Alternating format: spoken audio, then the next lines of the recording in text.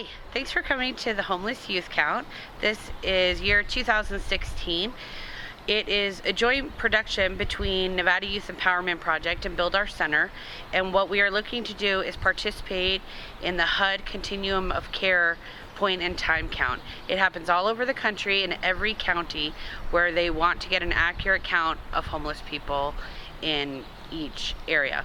So in Washoe County, we realized that the numbers weren't accurate for young people living on the streets, and what young people need is so much different than what adults need. So a couple of years ago, I think it's been about 5 years now, we segmented off, and now we run a specific count for young people 18 to 24. Their needs are much different than the adult population, and it's a much more manageable number. We imagine that number to be around 300, although it's hard to know exactly because of the stigma of being attached to the word homeless. So with the homeless youth count, what we understand is that the youth have much different needs than the adult population. The state of Nevada hasn't added a youth housing bed in 5 years. Currently, we're already so overloaded in our shelters that there aren't places for these kids to go, and that might not be the safest place for them to stay anyway.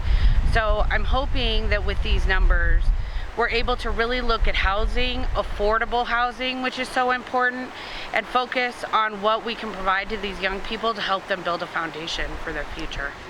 David Bobzine, Council Member at Large, City of Reno. And this is the point in time count that's done annually in our community for homeless youth. And in addition to an outreach effort in which services can be provided and other support can be offered to homeless youth in our community, it's critically important to get counted, because so much of the funding formulas that drive support for services in our community sort of begins and ends with this count here. We have to know what the extent of the population is so that we can get the funding necessary to serve that population. My name is Amy McKillop, and I am with RISE, which stands for the Reno Initiative for Shelter and Equality, and we are here just providing toiletries and clothes and shoes, sleeping bags, tents, anything that the homeless youth may need in order to keep them warm and comfortable when they're out on the streets. How many people do you think will come through here today? So far we've had a little over 40, and we are hopeful that we'll have at least 100.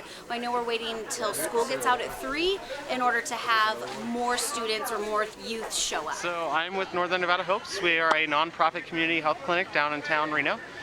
We offer primary care services for everyone in the community who is underserved and not happy with their current medical care. We offer a sliding fee scale for individuals who don't have insurance, as well as we accept all insurances.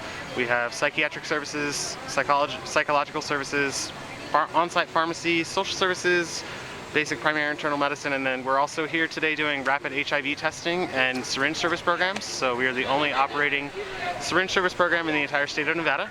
So we are helping individuals to avoid getting lifelong infectious diseases from their habits. So we provide them with clean syringes and take those clean syringes back and dispose of them properly.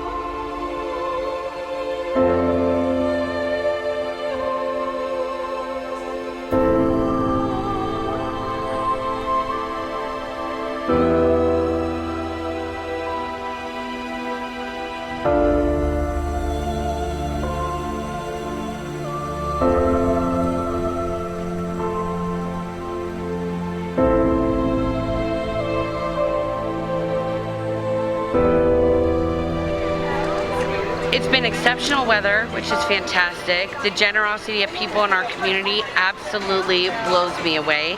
And I know a lot of awesome people, and the people that showed up and contributed and gave their time and their talent, and in some cases their treasure, has exceeded any expectation that I have. So it's been wonderful.